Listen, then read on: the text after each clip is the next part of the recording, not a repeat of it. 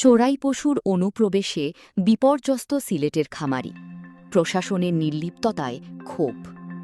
তদন্ত রিপোর্ট বিশেষ প্রতিবেদনে থাকছে বিস্তারিত। আসন্ন পবিত্র ঈদুল আজহাকে কেন্দ্র করে সিলেট সীমান্ত দিয়ে অবাধে দেশে প্রবেশ করছে ভারতীয় চোরাই গরু ও মহিষ। আইন প্রয়োগকারী সংস্থার নির্লিপ্ততার সুযোগ নিয়ে সীমান্তের দুর্গম পথ পাড়ি দিয়ে আসা এসব গবাদি পশুর সয়লাবে স্থানীয় খামারিদের ভাগ্যাকাশে এখন চরম অনিশ্চয়তার মেঘ ঘনীভূত হচ্ছে।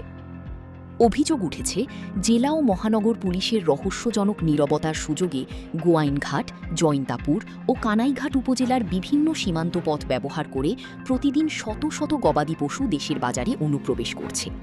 স্থানীয় সচেতন মহলের দাবি, প্রশাসনের এই নির্লিপ্ততা পরোক্ষভাবে চোরাকারবারিদের উৎসাহিত করছে।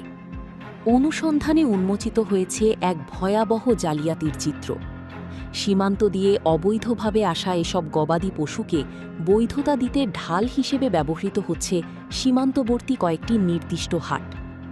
জয়ন্তাপুর উপজেলার হরিপুর, জয়ন্তাপুর ও চিকনাগুল বাজার এবং গোয়াইনঘাটের হাদারপাড়, পীরের বাজার ও রাধানগর বাজার থেকে এসব চোরাই পশুর অনুকূলে হাটের রসিদ বা তথাকথিত বৈধতার সনদ প্রদান করা হচ্ছে। ফলে দুর্নীতির এই চক্রে অবৈধ অনুপ্রবেশকৃত গবাদি পশু মুহূর্তেই আইনি জটিলতা মুক্ত হয়ে প্রবেশ করছে মূলধারার বাজারে। সরেজমিনে পরিলক্ষিত হয়েছে যে শাহপরান বাইপাস সড়ক হয়ে এসব গরু মহিষ নির্বিঘ্নে সিলেট মহানগরী সহ দেশের বিভিন্ন প্রান্তে পৌঁছে যাচ্ছে। বিস্ময়কর বিষয় হল, শাহপরান থানাধীন বটেশ্বর এলাকায় পুলিশের একটি স্থায়ী চেকপোস্ট বিদ্যমান থাকলেও সেখানে কার্যকর কোনো তৎপরতা পরিলক্ষিত হয়নি।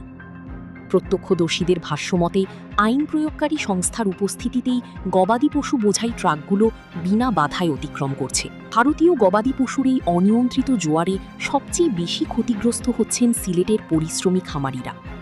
সংশ্লিষ্টদের আশঙ্কা, সীমান্ত দিয়ে এই অবৈধ অনুপ্রবেশ রোধ করা না গেলে স্থানীয় প্রাণিসম্পদ খাত এক দীর্ঘমেয়াদী এবং অপূরণীয় সংকটের সম্মুখীন হবে। এক হতাশ খামারি আক্ষেপ করে বলেন, ঋণগ্রস্ত হয়ে অতি কষ্টে আমরা পশু লালন পালন করেছি।